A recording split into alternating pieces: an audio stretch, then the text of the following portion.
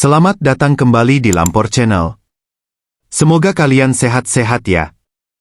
Mari kita bercerita.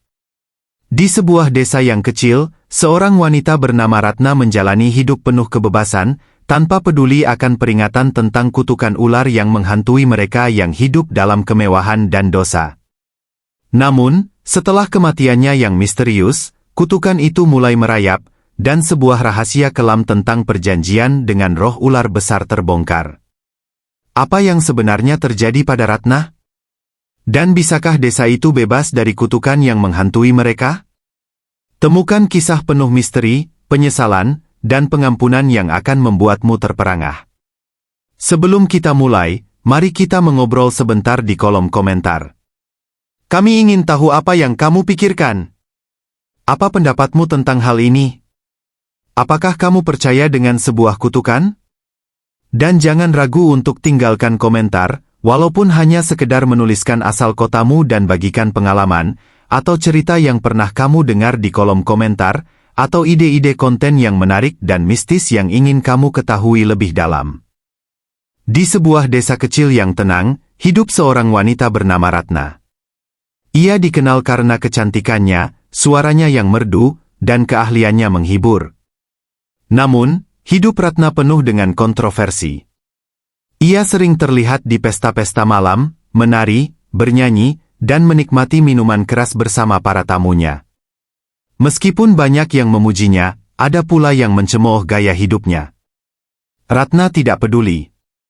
Baginya, hidup adalah untuk bersenang-senang. Kenapa harus takut? Hidup hanya sekali, katanya dengan tawa lepas saat teman-temannya mengingatkan agar ia berhati-hati. Ia sering menghabiskan malam hingga pagi dengan mabuk-mabukan, sementara siang harinya ia tidur hingga sore. Namun, beberapa orang tua di desa sering mengingatkan Ratna tentang legenda kutukan ular. Menurut cerita yang diwariskan turun-temurun, siapapun yang hidup dalam kemewahan tanpa memikirkan moral atau tanggung jawab akan dihantui oleh roh ular setelah kematiannya. Konon, ular-ular itu adalah perwujudan dosa-dosa mereka. Ratna hanya tertawa mendengar cerita itu. Itu hanya tahayul. Aku tidak percaya hal-hal seperti itu, katanya sambil meneguk segelas arak. Malam itu, Ratna diundang ke sebuah pesta besar di desa tetangga. Seperti biasa, ia menjadi pusat perhatian. Ratna menari dengan gemulai, membuat semua mata terpaku padanya. Ia juga minum lebih banyak dari biasanya. Ketika pesta berakhir, tubuhnya mulai terasa lemas, tapi ia tetap memaksa untuk melanjutkan. Saat teman-temannya mencoba menghentikannya, ia berkata, "Aku baik-baik saja. Jangan khawatirkan aku."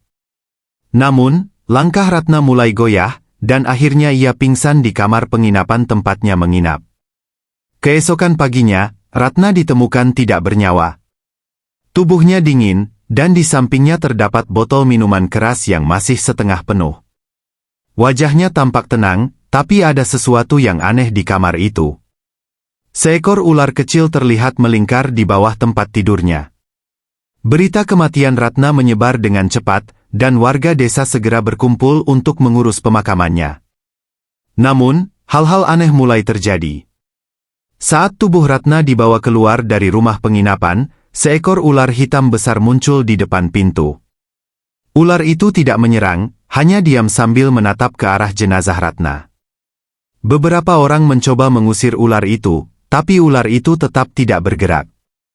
Salah seorang warga berkata, "Mungkin ini pertanda buruk." Ratna pernah mendengar cerita kutukan ular, tapi ia tidak percaya. Ketika jenazah Ratna dibawa ke rumahnya untuk dimandikan, lebih banyak ular bermunculan. Mereka muncul dari semak-semak, dari celah-celah dinding, dan bahkan di sekitar pintu rumah Ratna. Semua orang mulai merasa ketakutan, tapi prosesi pemakaman tetap dilanjutkan. Saat jenazah dibawa ke pemakaman, suasana semakin mencekam. Ular-ular besar dengan berbagai jenis dan warna terlihat melingkar di sepanjang jalan menuju kuburan. Beberapa warga mencoba mengusir mereka, tapi ular-ular itu hanya diam, seolah menjaga sesuatu. Sesampainya di liang lahat, kejadian paling menyeramkan terjadi. Ketika peti mati Ratna hendak diturunkan ke dalam tanah, seekor ular raksasa dengan tubuh sepanjang 5 meter muncul dari balik semak-semak. Ular itu melingkari peti mati Ratna dengan erat, seolah tidak ingin melepaskannya. Orang-orang mulai panik. Sebagian besar melarikan diri, sementara yang lain hanya berdiri terpaku, tidak tahu harus berbuat apa. Tetua desa, seorang pria bijaksana bernama Pak Raji, mencoba menenangkan warga. Dengan tenang, ia mendekati ular itu dan berkata, Ratna telah meninggalkan dunia ini. Jika ada sesuatu yang harus ia bayar, biarkan ia membayar di alam sana. Namun, ular itu tidak bergerak. Sebaliknya, tubuhnya semakin erat melilit peti mati. Dalam keheningan yang mencekam, ular-ular lainnya mulai mendekati liang lahat. Mereka melingkar di sekelilingnya, membuat warga tidak berani mendekat. Akhirnya, pemakaman Ratna diselesaikan dengan cepat. Tidak ada doa panjang, tidak ada upacara besar. Semua orang hanya ingin segera meninggalkan tempat itu. Namun, sejak hari itu, makam Ratna selalu dijaga oleh ular-ular besar. Tidak ada yang berani mendekati area tersebut, bahkan untuk membersihkan kuburannya.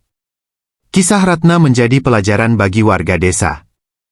Mereka percaya bahwa hidup harus dijalani dengan baik, karena dosa-dosa yang ditinggalkan di dunia akan menjadi beban di akhirat. Legenda tentang Ratna dan ular-ularnya terus hidup, menjadi peringatan bagi siapa saja yang mendengar cerita itu.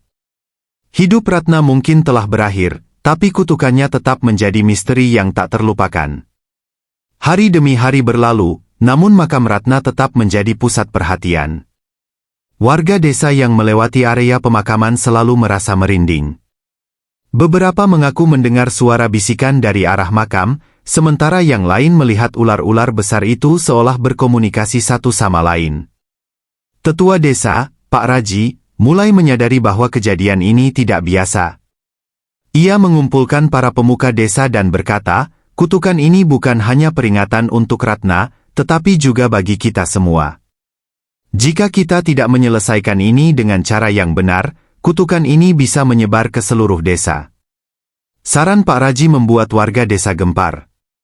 Sebagian besar mulai percaya bahwa dosa-dosa Ratna mungkin telah menyeret roh-roh jahat yang kini mengintai desa. Sejak itu, banyak warga yang tiba-tiba jatuh sakit tanpa sebab yang jelas.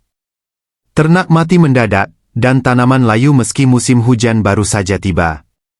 Pak Raji akhirnya memutuskan untuk melakukan sebuah ritual besar demi menghentikan kutukan ini. Ia mengundang seorang dukun terkenal dari desa seberang bernama Ki Arta.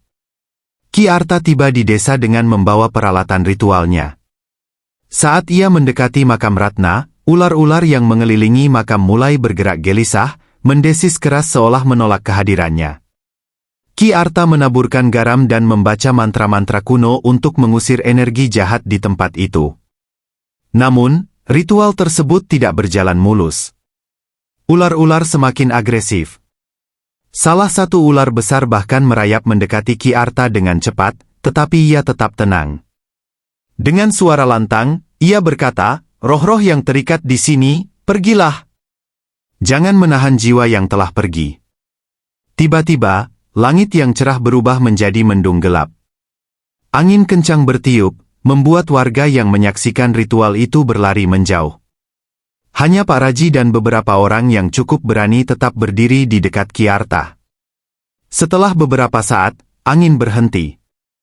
Langit menjadi terang kembali, tetapi ular-ular di sekitar makam tidak pergi. Mereka justru melingkar lebih erat, seolah melindungi sesuatu yang berada di bawah tanah. Ki Arta menarik napas panjang. Kutukan ini terlalu kuat, katanya. Ini bukan hanya tentang Ratna. Ada sesuatu yang lebih besar, sesuatu yang ia bawa selama hidupnya. Pak Raji terus menggali masa lalu Ratna. Ia bertanya kepada orang-orang dari desa asal Ratna, sebuah tempat terpencil yang jarang dikunjungi. Setelah bertemu dengan seorang wanita tua yang mengenal Ratna sejak kecil, sebuah fakta mengejutkan terungkap. Wanita tua itu, bernama Nyai Sumi, berkata, Ratna bukan gadis biasa. Ia adalah anak seorang dukun besar yang terkenal di desa kami. Ayahnya memiliki kemampuan luar biasa untuk mengendalikan ular, tetapi ia juga tamak dan sering menyalahgunakan kekuatannya. Pak Raji terkejut mendengar cerita itu. Ia mendesak Nyai Sumi untuk menceritakan lebih banyak. Ayah Ratna mengikat sebuah perjanjian dengan roh ular besar untuk mendapatkan kekayaan dan kekuasaan, lanjut Nyai Sumi. Namun, perjanjian itu memiliki syarat, salah satu keturunannya harus menjadi penjaga roh ular itu setelah ia mati. Ratna, sebagai anaknya, adalah yang terpilih. Tapi, dia melarikan diri dari takdir itu. Pak Raji mulai memahami bahwa ular-ular yang muncul di pemakaman Ratna mungkin bukan hanya wujud dosa-dosanya, tetapi juga akibat perjanjian yang dibuat ayahnya. Jika Ratna tidak pernah menjalankan tugasnya sebagai penjaga, apakah ini alasan roh-roh ular itu terus menghantui makamnya? Tanyanya. Nyai Sumi mengangguk pelan.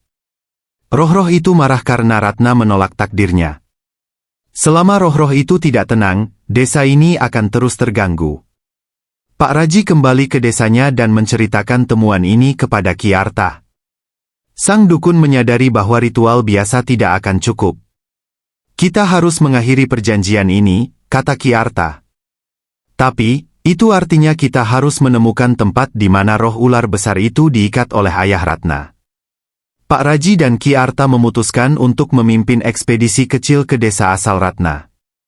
Mereka membawa beberapa warga yang cukup berani, serta perlengkapan ritual untuk berjaga-jaga. Perjalanan itu penuh tantangan, mulai dari jalan terjal hingga gangguan binatang buas. Setelah berhari-hari perjalanan, mereka tiba di sebuah gua yang diyakini sebagai tempat ayah Ratna melakukan perjanjian dengan roh ular. Di dalam gua, mereka menemukan sebuah altar kuno yang penuh dengan ukiran ular. Aura mencekam menyelimuti tempat itu. Ki Arta segera memulai ritual untuk memutus perjanjian yang dibuat ayah Ratna. Ia menyalakan dupa dan membaca mantra kuno yang diwariskan dari gurunya. Tiba-tiba, suara mendesis keras terdengar dari kedalaman gua. Seekor ular raksasa muncul, matanya menyala merah, dan tubuhnya berkilauan seperti sisik emas. Ular itu berbicara, suaranya bergema di seluruh gua. Mengapa kalian mengganggu tempat peristirahatanku? Ki Arta menjawab dengan tenang, kami datang untuk memutus perjanjian yang mengikat desa kami dengan rohmu. Ratna telah meninggal, dan dosa-dosanya tidak boleh lagi menjadi beban bagi kami. Ritual itu tidak berjalan mudah. Roh ular besar mencoba melawan, menyebabkan gempa kecil di sekitar gua. Beberapa warga yang ikut mulai panik, tetapi Pak Raji memerintahkan mereka untuk tetap tenang. Ki Arta terus melafalkan mantra, sementara ular raksasa itu semakin gelisah. Akhirnya, dengan teriakan terakhir, Ki Arta menancapkan sebuah pisau ritual ke altar kuno. Suara gemuruh memenuhi gua, dan tubuh ular raksasa itu mulai memudar, berubah menjadi asap hitam yang perlahan menghilang. Perjanjian itu telah diputus, kata Ki Arta dengan suara lelah.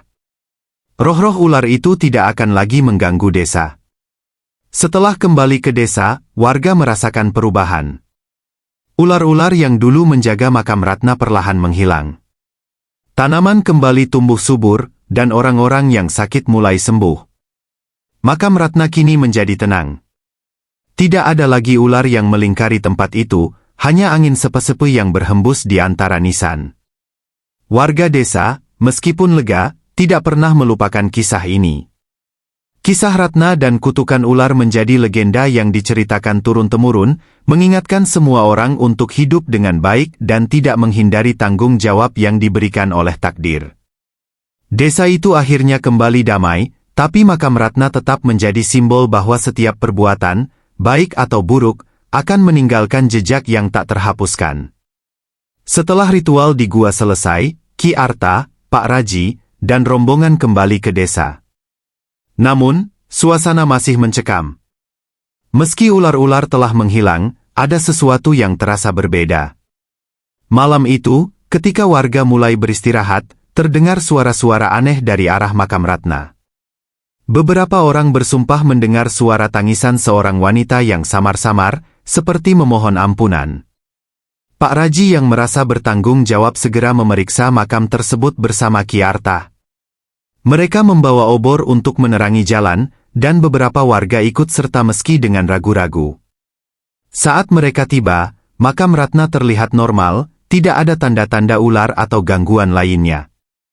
Namun, suasana di sekitar makam begitu dingin, membuat bulu kuduk meremang. Ki Arta menutup matanya dan mulai bermeditasi. Setelah beberapa saat, ia membuka matanya dan berkata dengan suara tegas, ritual telah memutuskan perjanjian dengan roh ular, tapi jiwa Ratna masih terjebak di dunia ini. Ia tidak tenang karena dosa-dosanya selama hidup.